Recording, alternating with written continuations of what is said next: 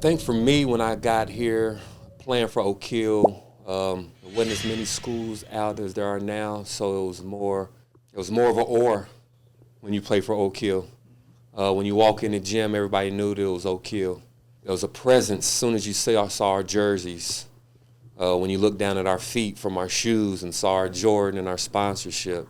So a lot of times we had already won the game before we tipped off. And the team was intimidated and scared to play us just from the looks of us. So that's the first thing that comes to my mind when I think about when I played here. When you come and play here, I mean, obviously you're playing for something bigger than yourself. You're playing for all the guys that came before you, and it just shows as soon as you walk in the gym. Like, you walk in the main entryway and you see all of the Oak Hill Hall of Famers. You see Melo, KD, Stackhouse. You see them on the mural right when you walk in. Then you make a right, walk in the gym, look at that far wall, and you see all the McDonald's All-Americans that came before you. Look to your left, and you see 9 national championship banners hanging in the gym. Turn around and look at the wall behind you, and you see all of the jerseys of all of the guys that have gone on to play in college basketball. And I mean, so you got Rondo, you got KD, you got Melo, you got Jeff McGinnis, and so you just look at it. This place is different, and now you gotta uphold that standard. And so every person from our guys, when they walk in here, they see that standard, and then when people are coming to play us, they say, "This is what we're up against." So it's special for sure. You go. I've yet to coach a game here. But I would say, like, for me, yeah, it's upholding the standard. Dion set the bar. You know, Michael wants to get it back to that. Mike wants to get that back to that. Like I said, I've yet to conduct a practice or coach in a game yet, but it's to get that standard. You know, like, I want that. When we walk in the gym, the kids immediately, they're like, oh, shit. Like, here we go. You know, like, I want them to feel that way. I want to get it back to that. Are they huge shoes to fill of Coach Smith's? 100%. But what a great challenge that is. If you can even, I would say, with nine national championships, if I was just to even do 33% of that, that'd be 3 of them. I'd go here. I'd tip my hat and walk off into the sunset if I was able to do that. Just 33% of what's been done. You're not even half. That's unbelievable. So get it back to the standard. So I have a little different perspective. I'm obviously older than these gentlemen. So I played in 86, 87. It was Coach Smith's second year. People of a certain age will remember a publication called USA Today, and they would be coming out every Wednesday, I think it was, with national rankings. And there was this school that kept showing up, Oak Hill Academy.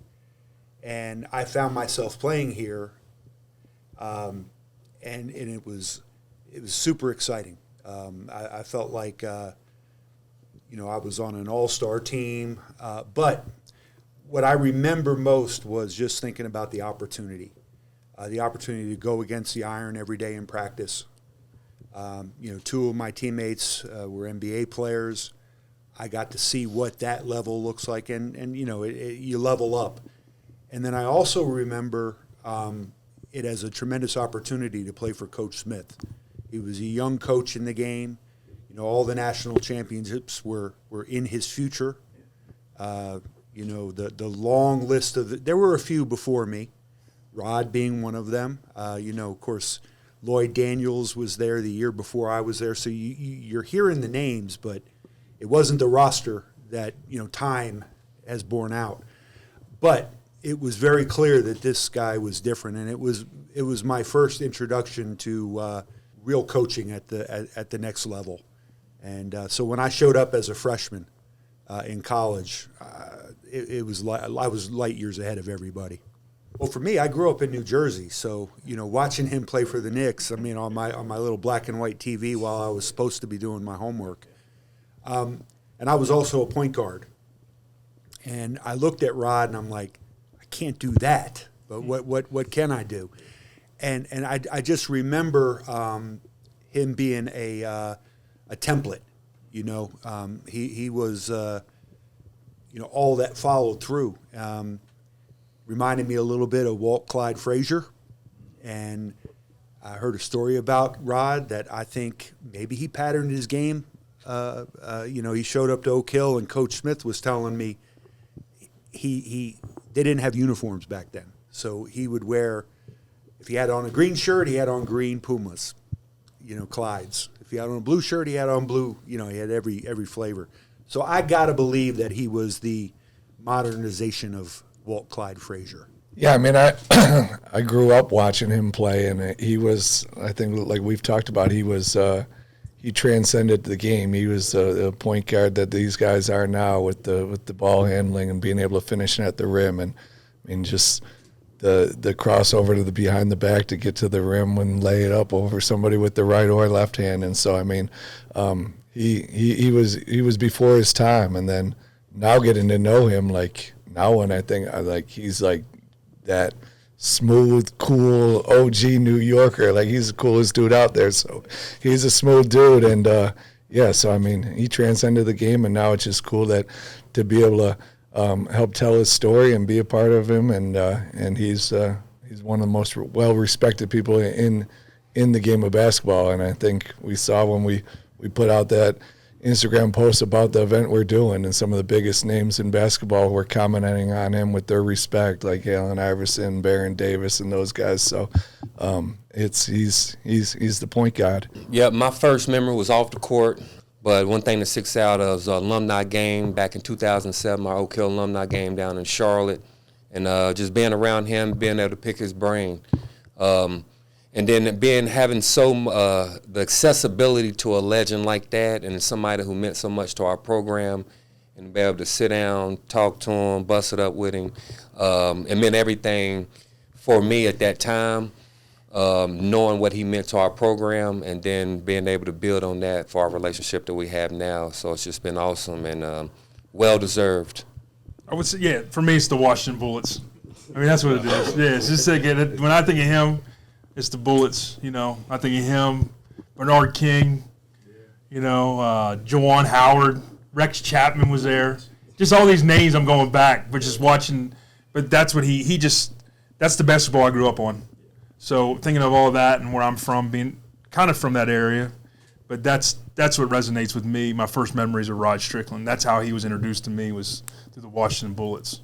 Well, from an athletic standpoint, I mean, I think, Oak Hill Academy, Penn State football is running back university, right? Or linebacker U, I'm sorry. Oak Hill Academy is point guard high school. And like I said, he's a template. So for athletically, it makes sense because, a long list of great point guards followed him, but he set the tone. But I also think, we had decided to come up with this award prior to that nice run that LIU did last year. We had already, tapped Rod. But I think timing, he needs to be recognized because he's brought so much success to that program. And the life that he's led beyond the NBA is what we want for all of our students, to have that kind of successful life. Yeah, I mean, I think Rod was a no-brainer for sure. I mean, he's one of the absolute first that's got this thing started at Oak Hill. I mean, he was the second McDonald's All-American. He was Coach Smith, I believe Coach Smith's first year here. So, I mean, Coach Smith is the greatest high school basketball coach of all time, and that comes from getting a guy like Rod to be able to put us on the map and continue to get that pipeline going. And so Rod got it started. Coach Smith and Rod are the two ones that got it started. I mean, Mike's from the New York, New Jersey area. I'm sure you had started to hear of Oak Hill because Rod Strickland came to Oak Hill, and countless other guys that did that because of Rod Strickland. And so, I mean, he's the one that really put Oak Hill on the map, and then just what he's gone on to achieve after Oak Hill, and two-time All-American in college, obviously long NBA career, and now doing great things in coaching. And he's one of the most respected people in the game of basketball, and so we're honored to be able to honor him. Well, I think it goes back to sustaining what he started. I mean, everything we're doing going forward is of the mind of, achieving success is great, but sustained success is the goal here. So, in a way, everything we do is to continue what him and his era started. And I would say one of our big selling points for why you're coming to Oak Hill is you're coming here to get away from distractions and just 100% focus on maximizing your potential and development. And I mean, I'm not 100% sure all the reasons why Rod came here, but I'm sure it came here to get away from some distractions and just focus on being great. And that's what we're still doing. That's what we're trying to do now. Whether it's a kid that's living in Miami and has too many options to go do other things, and he wants to come here and say, hey, I'm going to come here for a year or 2 years and just focus, and it's going to set me up to be successful for the next 5, 10, 15, 20 years of life, especially in the game of basketball. I was just going to say, to sort of piggybacking off that, but and I think Coach Smith had alluded to it before. I think Rod has opened the door, and his impact has opened the door for us to recruit inner city kids. He was one of the first to come out of an inner city, coming from New York, and he sort of got the floodgates going as far as us being able to recruit inner city kids from the urban area. And since then, it's sort of taken off. Now kids from New York, D.C., they're not afraid. They've seen somebody come from a place that's where they're from and looks like a community that they're from and background that they're from, and they know they can make it. And they know that if somebody like that can come from New York, can come down here and be successful, I think that's one thing that I think that he's helped allow us to do. One of the things you got to think about when you come out here is you are eliminating distractions. Because we drove here. This is in the fuck nowhere. And then Cell phone don't work. And then you also said that everyone that's here lives here. And so for inner city kids like that, this is a hell of a change of life, especially in terms of pace. Do you guys find at any point in time that's a hard selling point for kids? It's gotten harder since COVID. I think this generation likes to cocoon a little bit more, and the idea of getting out and being independent is not the big carrot that it used to be. And this is coming from my position in admissions. And also, I think it's a matter of there's more options today. There's a version of high-level basketball training. It's not the same as what we do, but there's a version of high-level basketball training that happens on a beach somewhere. So there's more options is what it comes down to. We want the kids that want to come here and they know I'm giving up some of the luxuries of my life, giving up some of the amenities because I'm going to get away and I'm going to focus on being the best at getting better, whether it's for 1 year, 2 years, 3 years. And I know, looking at the wall out there, that the odds of me having success here and going on to the next level is great. And so there are going to be kids that are going to be like, I want to go to this school at the beach, and we go to school for half the day, and then we have basketball, and then we can go wander around on the beach. Like that's not what we're about. That's not what we're about. And we really don't want students, players that want that. We want ones that want to grind and be great. And so it might be a little bit more competition out there, but I think the ones that choose us are the ones that are going to maximize their potential for sure and get the most out of it. I think we still offer the most because of where we're at, if you want to just become a better person, become a better athlete, become a better student, become a better basketball player, there's no better place than here for sure. The word sacrifice. I think if you want to be great at anything in life, you have to sacrifice at it. If you want to have a great marriage, there's things you got to sacrifice. If you want to go and be a great basketball player, you got to sacrifice. You want to be you got to sacrifice. And when a kid learns that word sacrifice and what it means to actually do it at that young of an age, well then the routine with the distractions that we create, the routine and the work creates the confidence. Like I'm not a dummy. Like there's 52 NBA players at this place because Coach Smith brought in the talent. But the talent doesn't become what it becomes, or they don't go to where they go without having a level of sacrifice and work. when you build sacrifice and work, these kids, when they go play, what Dion mentioned in urban city, that kid's going to come into that packed arena when we play, and they're going to look across at that person and be like, you didn't sacrifice like I have. Yeah. Like you didn't work as hard as I have. You're still living in your amenities and living where you're from and stuff. That like you can always go back to that. Those same people are going to be there when you're done. But it's like when you go in there, the sacrifice. I'm getting back to that word again. Creates that mindset, and as you're going to be hard as hell, no matter who you are or what you're going up against, to be beat. And don't think I said talent's why they're in the NBA, but I do think that mindset of Oak Hill helped those guys at a young age, like Rod Strickland, because that's who we're talking about, understand that, hey, like if I'm going to get to where I want to go, I got to sacrifice, I got to work, I got to compromise, and once a young man starts understanding that, then it's over. Really it's on their shoulders then. So that's what I would get. Like, you want to find, Micah said it, we want to find kids who are just willing to make a sacrifice in their life. And if it's coming to the woods, that's what it is. Our location is designed for a hooper, a true hooper. So Rod was a true hooper. Yep. If you're not a true hooper, if you're a non-hooper, this is not an ideal location. So for a true hooper, somebody that lives, to me, is somebody who lives basketball. You like it, you love it, or you live it. Rod Strickland lived basketball. Carmelo Anthony, Rajon Rondo, all the greats that are on that wall, they lived basketball. So being here in Mount Wilson, Virginia was not a distraction, was not a deterrent from them wanting to go to the main goal, keeping the main thing. So when people ask about, you're in the middle of nowhere, to a hooper, no, we're not. It doesn't matter. We got a gym, we got a weight room, and we got a calf. We're good. To a hooper. To a non-hooper, right, with all the distractions and everything else, then yeah. But to a hooper, this is paradise. This is the factory. But the ones who took the classroom seriously, they weren't toggling a switch on and off. If you are dedicated, how you do something is how you do everything. And that lesson, as I sat back from my vantage point and watched great players go on and have average careers, and watch great players go on and have great careers.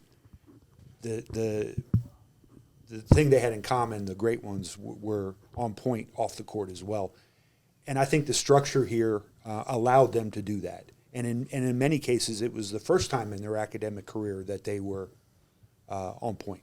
Obviously, I appreciate all the stuff. Like, I appreciate Oak Hill, everything that I've, like, growing up being, like, a hooper and, like, understanding basketball. So that type of coming here to eat, sleep, and play ball, like, that's lovely to me.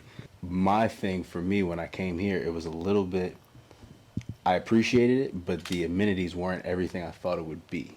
Has that been something that has pushed recruits away, or that you've seen?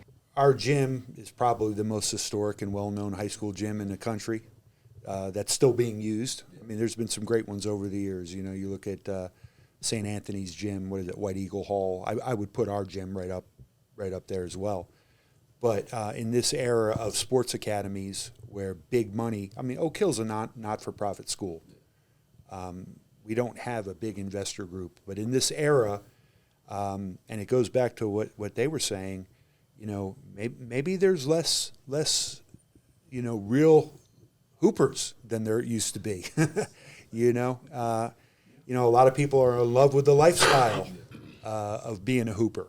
Well, this filters them out a little bit. So yeah, I have seen that where the glitz and the glamour maybe have pulled a couple of people away from us, but we're looking for the people who are not interested in the glitz and the glamour, and they want to get to work. And I would say, there's going to be, you got the schools at the beach with all the shiny things for sure. I don't want to say their name. But we have everything. We have everything and more that's needed. Obviously we got the gymnasium. We got NOAA basketball technology that measures their shot arc, and we have obviously the shooting machines. Our weight room, I don't know if you guys went down there. We renovated our weight room about 5 years ago. It has everything everything and more that you need. I mean, we got the plyo mats, we got the jump mats, we got the Vertimax, we got Tendo units that measure bar speed. Just added an infrared sauna. We have a cold plunge, so it may not. It's an old building. It may not look as shiny as other places, but it's got everything you need. And then on the horizon, though, we know we need to keep up with everybody. And so on the horizon, we can put it on record that we're in pretty close stages to being able to build a second multi-purpose gymnasium here, just to give. As we know, I mean, we're Oak Hill basketball. The majority of the students that come here is not only for our academic structure and seclusion, but it's for basketball. So we need to continue to upgrade our facilities, and we're planning to do that for sure. But again, like Deion said, if you're a true hooper, you got everything you need here and more for sure. I related to when I talk to prospective student athletes, I tell them all the time. I ask them, one, have you ever been to Cameron Indoor Stadium at Duke?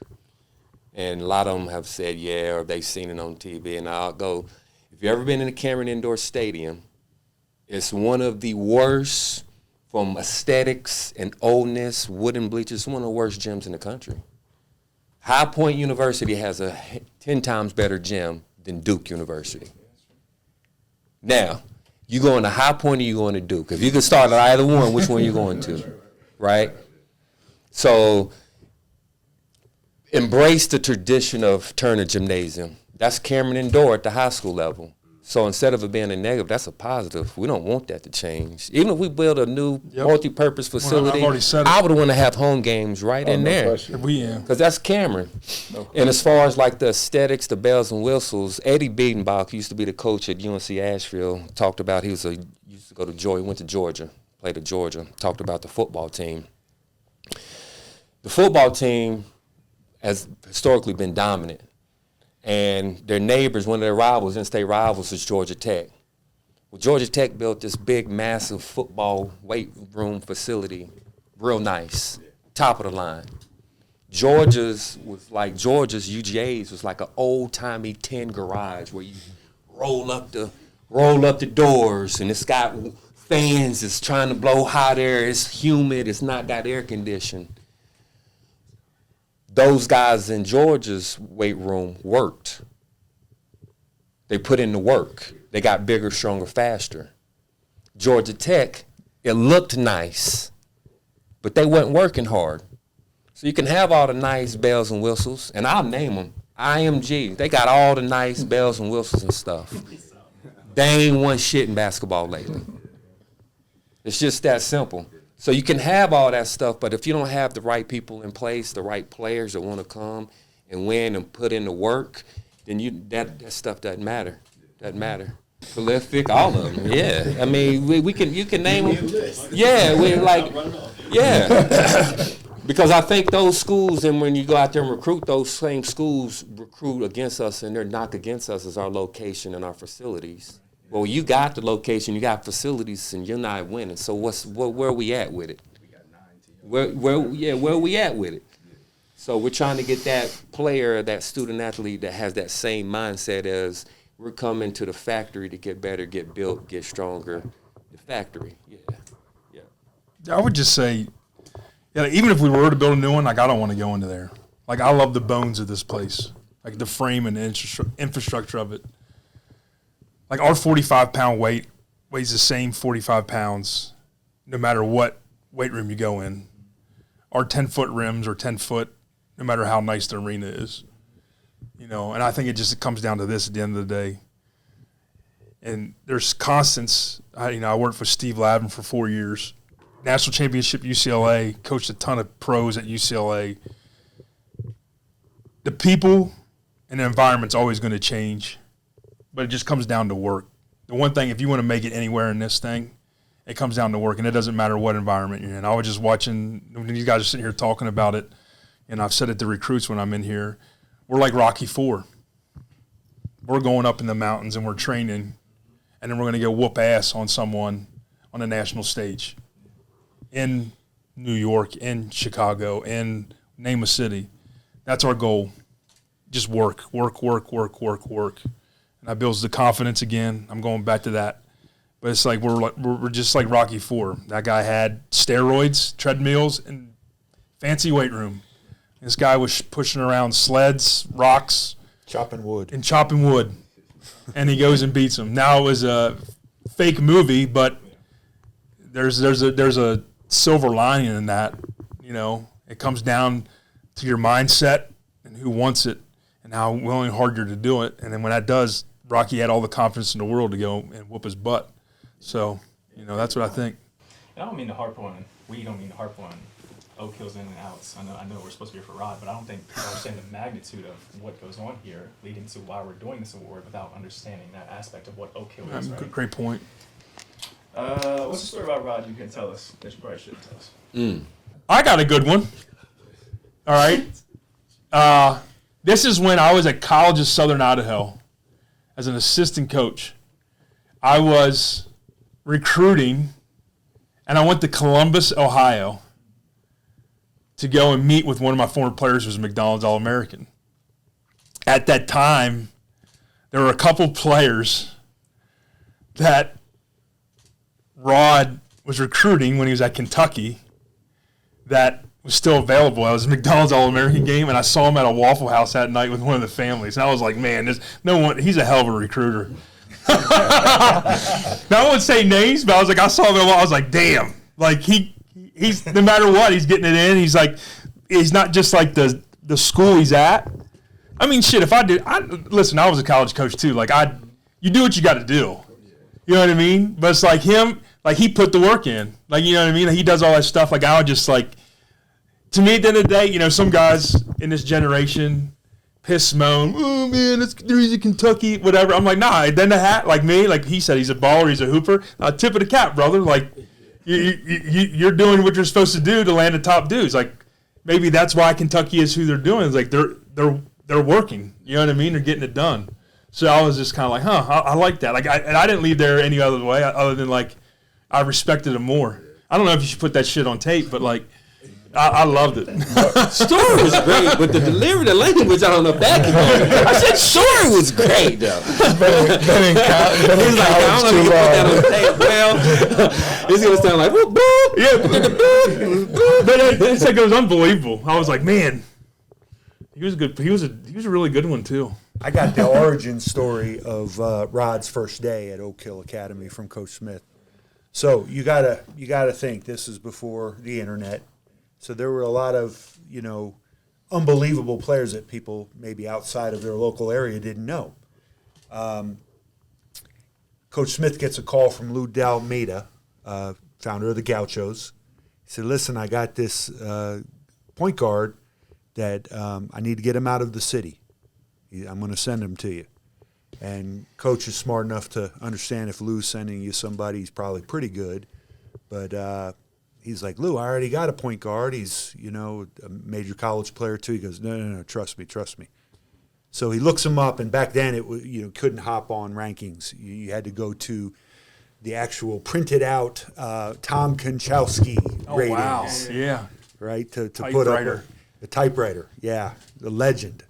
Tom Konchowski never gives 5 stars. You know, there may be 2 on the list out of 1,000 players. Rod had a 5+, unheard of, right? And so Coach was, very intrigued. He hadn't seen him play, and he shows up. This is about a week into the school year. He's a late arrival, and he hadn't even unpacked yet. And they're giving him some practice gear to hop on the court. And there happened to be a coach. Back then, coaches would just live in the gym. College coaches happened to be a college coach who knew the New York City area, and Rod wasn't on the roster yet, but Coach was saying, I've got another guy coming in. He's a point guard from New York City. What's his name? Rod Strickland. And that college coach told Coach, he's going to own this gym. And Coach was like, come on, I've got 6 or 7 high major players. He's not going to own this gym. Within 30 minutes, he owned the gym. Years later, he's still. Yeah. So speaking to those kids that are coming through the halls, 17, 18-year-old kid, still trying to figure their life out, trying to make a name for themselves. What is one thing you guys think they should take from Rod in order to be successful here? Don't be afraid to get out your comfort zone. Because if you know New Yorkers, them leaving New York to come to Mouth of Wilson, I can't imagine that first couple of weeks for him. So he obviously got out of his comfort zone real quick. And I think that's a testament to all the inner city guys, because I didn't come from the inner city. And when I had teammates that came from the inner city like Rod, and to see them be able to get out their comfort zone and push through and make it, go to class, and still be at practice ready to rock and roll, it's a testament that you don't have any time to sulk and be sad about what your situation and yourself, because you got people they way farther away from home than you are, and they're playing for a purpose. So the comfort zone. Yeah, I would say just embrace everything this place has to offer, and take advantage of everything. I mean, like we said, almost 90% of our faculty and coaches lives right here on campus. So you're living and eating and dining with your coaches and your teachers, and you got 40, 50 faculty members here that they're here all day, every day to help you become great.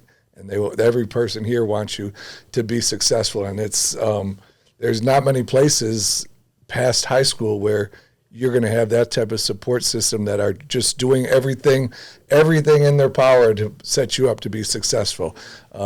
As we all know, as you get older, people they might want you to be good, but they don't want you to be better than them, and that's not. And here at Oak Hill, I mean, he's living 25 yards from the gym. They have access to him all day, every day. Him and his wife work here, and they have access to them all day, every day. Like you have so much access to people that want to make you become the best that you can be, and so take advantage of that. I also think that there's an element of when we shine, you shine.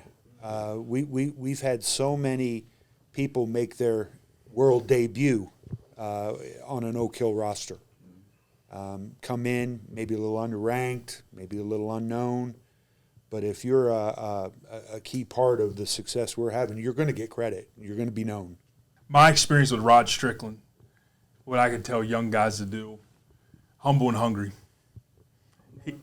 He if you ever meet him, extremely unassuming. He's not loud. He's very casual. He's quiet, but he's a killer. Like that's who he is. He was a killer on the court. I've seen him at Kentucky practices. Not loud.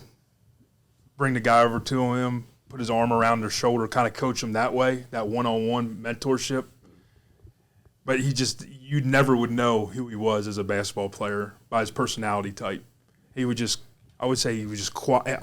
In his later years, what I got to experience him from being a coach, just real quiet, but got it done. Personal question for you guys.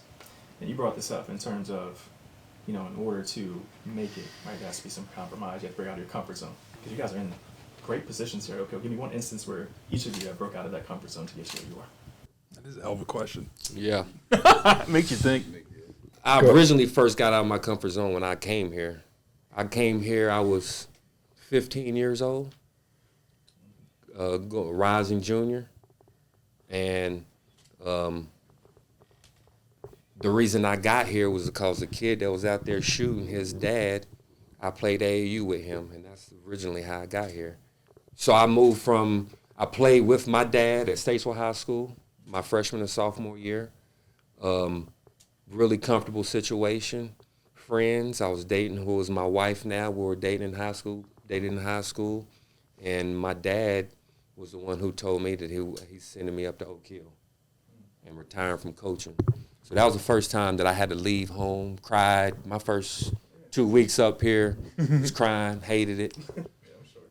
I thought it was the worst thing in the world. I thought it was the worst thing in the world. I love it. Cut that. No, I love it. I thought it was the worst thing in the world until over time I started realizing while I was up here that I was to play basketball. So I realized that during practice I wasn't upset and I wasn't sad. Mm-hmm. It was just all the other stuff, like school, which that's just normal at 15 years old. 100%. That's normal at 15 years old. But when I was on the court practicing every day it was like I was in heaven. So, but that to me at 15, coming here was my first time out of my comfort zone, which prepared me to when I left here, Malthus Wilson, to go to Philadelphia. I was prepared because I'd already played with inner city guys. I was about one thing, that was hoop. So John Chaney didn't have to worry about me. I would say an easy one is, I mean, Ryan talked about it for a minute about sacrifice. I mean, we've all sacrificed and got out of our comfort zone by coming here as well. Before I came here, I spent the last 6 years in Windermere, Florida, where right next to Isleworth Country Club, where Shaquille O'Neal lived, and Tiger Woods, that's where he got in his car accident. And so coming up here, because I want to be a part of something great, and I want to continue this legacy here at Oak Hill. Ryan just moved here from San Diego. Mike was before he came back, he was in Fort Lauderdale. Dion a few years ago got offered a job in L.A. And so, I mean, we're not in trouble. We're not running from anything. We're giving up some. We're giving up some comforts. We're giving up some comforts to come here for sure. I gave up. Mike, it's true. It's very true, though. I gave up having a Publix around the corner to having to drive about 25 minutes. But it's because, and we all came here. We all came here and left a job, a great position that we had, because we want to be part of something great, and that's what the type of people that we want to come here. That's the type of players we want to come here. Yeah, I mean, it's a great question. Yeah, that's a great one, and I'd say this, like, and then we're talking about Rod, like he's the foundation of this program. When you talk about the first OG going back and coming here, and then it is becoming what it is. And to your question, too, I think what's so awesome about Oak Hill is sometimes getting out of your comfort zone is just not necessarily the environment, but just the people. Yeah.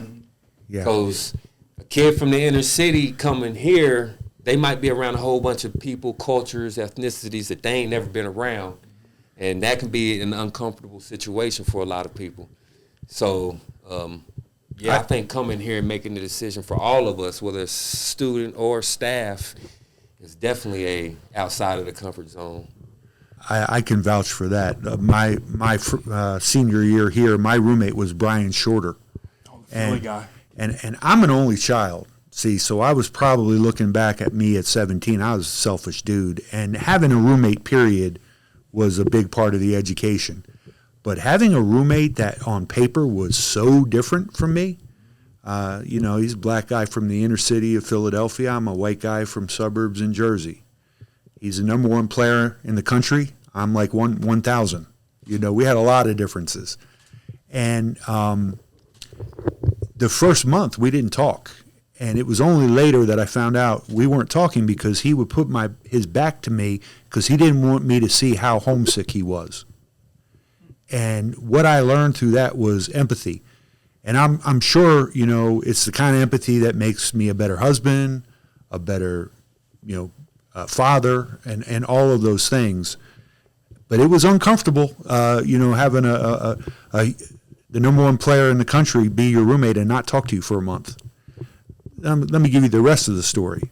I talk to him 2 or 3 times a year to this day. We became brothers. For those kids who decide to come here and believe they can fit that foundation, and then let's say unfortunately that is something that they can't do, and they really just cannot mold themselves to be part of this brotherhood or this system. Is there what happens at that point? Like, obviously there's going to be those times that happens. Like Dion said, there are guys that are going to come here and it's not going to be a fit. But I think one of the things that made Coach Smith so great, and that's one of the reasons why we hired Ryan, is because just Coach was able to get 10, 11, 12 of the best players from around the country, from around the world, that all came here, that were all the man at their school, and was able to get them to buy into to one common goal and get into buy-in to their role on the team, and learn that's where you're going to have to be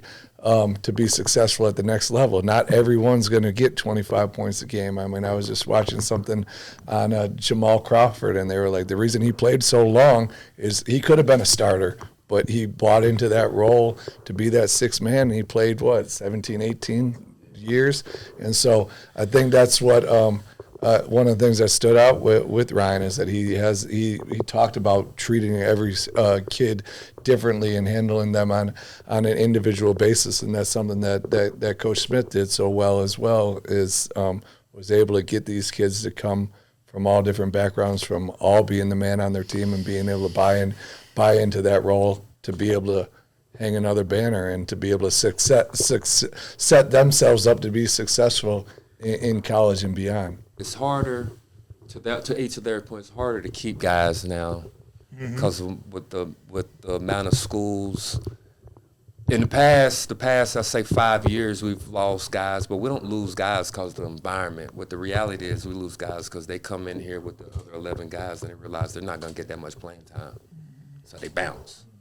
It's more socially acceptable too. And like Coach Smith has said, all the guys that leave here, usually they don't make it because that perseverance of, I'm not going to start no more, and I'm not going to be willing to grind it out in practice to try to earn playing time and try to prove that I'm better than him. That's out the door. It's let me go back home and go back to my comfort zone and go back to the school that I can go average 20 or go to another team that I'm going to get playing time. At least that's been the case for us and all the other teams in our conference. You ask the other coaches in our conference, why did such and such leave? Because they wasn't going to get that much playing time. It's like there's no sticking it out. There's no fight. There's no competitiveness. It's either hand me the minutes or I'm going over here because they're going to hand me the minutes. Yeah, that's what Steven Jackson said. He goes, don't come to Oak Hill unless you're a dog. Yeah. And you like to compete. Yeah. My first month, I'm like, ain't no way in the world I'm going to be able to play because I'm playing behind Melo. And so me and Richard Joyce are playing for his leftover minutes. Right. And then, but I thought also it comes from a family background too, or your foundational background, I should say. Because I could call my dad and my parents, and my dad is like, you're not going nowhere, and I'm not picking you up. So you're going to stick this out. So if the 3-man or the small forward, he ain't coming off the court, well, you need to get in there and rebound and start getting after some of these power forward minutes and start getting after these center minutes and start making yourself indispensable on the court and stop being and complaining about not playing and wanting to come home.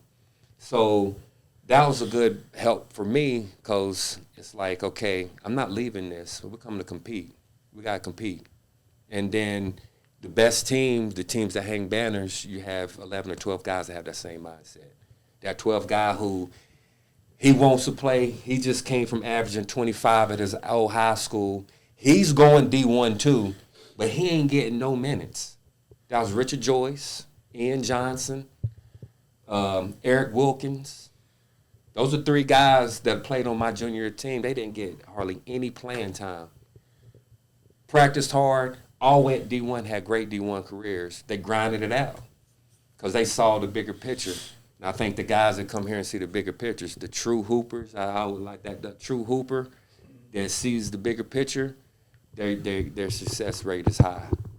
So if someone was on the fence about coming to the Midtown on October 25th, what's the moment that they're going to regret missing the most? I mean, you're going to miss a part of Rod's history, and it's going to be an amazing event. We got planned where there's going to be multiple people from throughout instrumental parts of his life that are going to be on stage and having a fireside conversation with Rod. So you're going to hear some great stories. You're going to hear some very intimate stories from and learn about a lot of things that Rod's gone through in his life to set himself up to be where he's at. And so, I mean, it's going to be, we got an amazing guest lineup of invites. We got an awesome media team covering this. So it's going to be a once in a lifetime event. And I mean, I was able to be at Rod's jersey retirement in DePaul, and just to see the love of everybody at DePaul for Rod,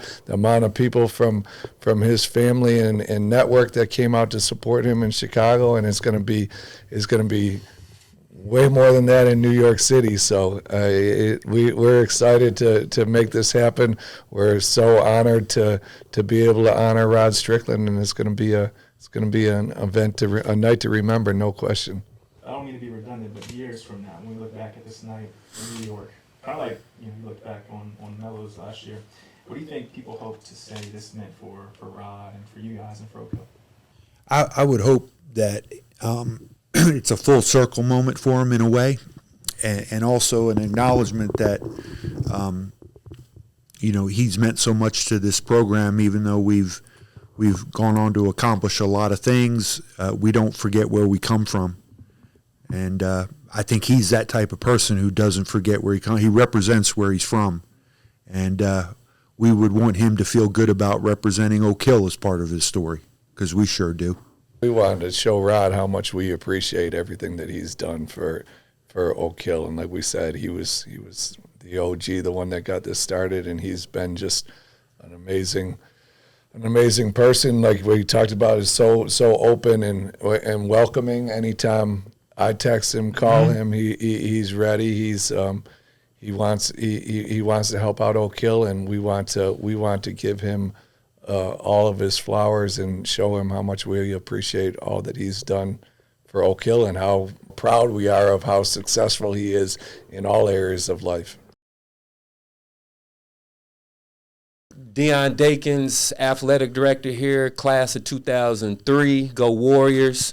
Wouldn't be able to say go Warriors without the path that you paved, Rod. Thank you for paving the way for us, OG, for creating this opportunity for all of us, and providing a platform for us to succeed in the game of basketball here at Oak Hill. So thank you and congratulations. And Micah Kurtz, president, Oak Hill Academy. Thank you, Rod. You are the point god. You are the OG of Oak Hill basketball, and we're so excited to be able to honor you in New York City, and we're so proud of to call you an alum and for all of the things that you've accomplished in your career. So, Rod, you're the man. Ryan Devlin, head coach, Gold Team, part of the EYBL Scholastic League. You made Oak Hill a worldwide brand. It's not just a program in the United States, but everyone knows Oak Hill, and you started it. Everyone knows it across the world. So congratulations on this honor, and thank you for everything. Mike Rogers, I'm the associate head of school for enrollment here at Oak Hill Academy. Rod, thanks for putting us on the map, man, and we hope we've made you proud with what we have done since, and we look forward to what we're going to continue to do. Thank you, man. Who makes your Oak Hill all-time starting five? Build a team. And there's a second part of the question. So after My top five going to be Melo, KD, Rondo, Stackhouse, and Mike Beasley. Yep. Jesus, That's a damn that's good team. unbelievable. When you say those names, It's like they all walk through this quarter. that's amazing. You're up, my brother. So I'm going Rod at the one, no question. Ooh. I'm going Brandon Jennings There we at go. the combo 1-2. All single season highest scoring average. Then obviously you got to go Melo, got to go KD, and then I think he was one of the most dominant high school players ever. His senior year is Josh Smith. So Boom. yeah. So I got Rod, Brandon, Melo, KD, and Jay Smooth. We got another good five. Coach, what we got from you? Rondo's at my point. I'm going to build a team. I just go with the talent. I like that. All right? Because there's too much talent. I'm going to leave someone out and piss someone off because there's too many. Rondo's my point. I'm going to go. I'm going. This is horrible. They got drafted right out of high school from here. As my center. Sagana's Building the team. If you're building a team, I'm going Sagana's my center. Yeah. All right, like he was dominant, awesome. Rondo's my point. Boom, boom. All right, I'm definitely going Melo. He'd be I'd say my 2 or my 3. Stay mellow. All right, my 4-man. Wow, Kevin, yeah, he's my 4. Yep. Kevin, you have to go with the 4. Yeah. Sorry, you're too tall. And then I got to go with a shooter because I don't have now I have just scores, but I got to we just space and shot. Curtis Staples. Curtis Staples with his shooter. That's my shooter. Really good. We're gonna have to pull up a graphic on him. I'm telling you, that team will compete. Yeah, you got a center. I got Kevin's a 4. Kevin, I don't know if you want to be that. Man, you can go Beasley at the 4. Wow. And then lastly, your 5. Oh. Hold on. So, just to be clear on yours, who's playing 5? Alright, please. Yeah, Beasley would. Yeah, Beasley would. 5 out. 5 out. KD at Play 4. the 4. Or And I have KD. so many. There's so many other. I could go shoot a Rashad Caruth. That's the one that you were saying is the best one that ever came through. Yeah, that might I remember him in Kentucky. I don't remember him here. I just remember Kentucky. I was like, oh my god, hell of a shooter. Sniper. So we're talking one game, right? Yes. Just It's one game. important. Remember that one game. Okay. I'm gonna give a sentimental answer, and because I want to see how we would do. The 1986-87 Oak Hill Academy Warriors. At the point, Mike Rogers. Shit. appreciate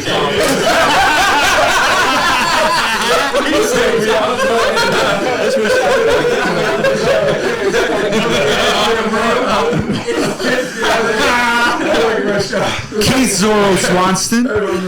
Brian Shorter at the 5. I love it. Hey, look, y'all can look up the roster. There were 2 NBA players on that roster. I don't see the Mike band. Rogers at the point. I don't see the band. Where'd you guys finish the year? But we finished 4th in the country. Yeah, well, I would come out of the game pretty quick, though. But I like his 5. I like his 5. That's a good one. His 5 is going to win. No, my 5 easy. My 5 easy. Well, We'll put a Rod. Rod, DJ, Melo, KD, and Jay Smooth. See, the thing is, you're Jay Smooth would have been the 5. Yeah. Jay Smooth would have been the But 5. here's the thing, he's in the same boat as I am, because KD, Melo, and B. Jennings, they all need a rock. In my case, KD, Melo, and Stackhouse, they need a rock. They ain't You enough ball. said Beasley too. Beasley needs it too. Beasley can chill, young. Like CJ Gary Stackhouse. Yeah. Like, you get, like, Stackhouse. it's hard, like you like Jerry Stackhouse over Carmelo Anthony. Like it's like what? But like then, but as I sit here and say that, it's like, what the hell? They're both like, yeah, it's like you can't go wrong. When you talk about high school players, like, Ryan Mercer wasn't a slouch. yeah, either. and we even talk about Ron Mercer. He went freshman. What is he? The fresh won the national championship as a freshman. Scored 20 points in the championship game against Syracuse. Like The reason I had Sagana the first time is, as far as the team. He was no better. Just elaborate. Because the guy, he will give you 10 points just based off putback dunks, but he'll give you 15 to 20 rebounds and 6 to 7 blocks. And he doesn't need one touch on the offensive end. And I can't see, Not one I can't touch. see going wrong going that over. Bees. Well, it depends Yeah. if you want to score or not. It's like, depends how you're running your team. you don't need another scorer with that roster. Yeah. You can sacrifice. My original was good though. So you saying my original the only was thing good? you switched was I had Jock. Beasley. That's what you switched. Because I'm thinking he's gonna block shots. I remember Keep that watching thing Curtis right as a kid. I remember watching Curtis. D. Tolliver was a hell of a shooter. That was my Jeez. dorm parent, my junior year. No, also I would UNC love Charlotte. that. Keldon Johnson. Dude, that guy. Keldon Johnson. See that kid? I want to hear more about Cam Thomas. We didn't even say Cam Keldon Thomas. Johnson. Yeah. We didn't even say Well, you Cam guys Thomas. already said I got too many scores. Can't. No, what I have said is, Cam. no matter what anybody, even Coach Smith, he could tell us his top 5 or his starting 5. He did it with Williams. You could do another second 5 Oh, that would give them a run for their money. They Right. could give them a run for their money. If not, beat them a couple games. That was the real reason for my answer. I don't want to pick. Yeah. I just like. Yeah, we pissed somebody off. Well, this next part's going to piss even more people off. With that 5, we're going to go down the line again. With your 5, who is going to have the best night? I'm always going to say Melo. I'm biased. Stay Melo. Melo. Looks like a 30 ball from Melo. Brandon Jennings, he BJ, gets yeah, hot. BJ. He's pulling up from 30 feet. Bow. Yeah. Coach. Mine's Kevin. KD. I never seen a more explosive player than Brandon Jennings. That's two for dinner. Coach said That's that two. too. That's what Coach Smith says. More explosive. Talk about Brandon. Coach says the best scorer. My thing with that is if he's not hitting, he said if he gets hot, which I agree, if he gets hot, It's over. But if he don't get hot, see if KD, if he don't get hot, if KD, if he don't get hot, he don't got no mid-range post work like Melo does. Not like that. No, he doesn't. No, he does not. His favorite player is KD, so he's trying to make any excuse to put him in that category. I got KD.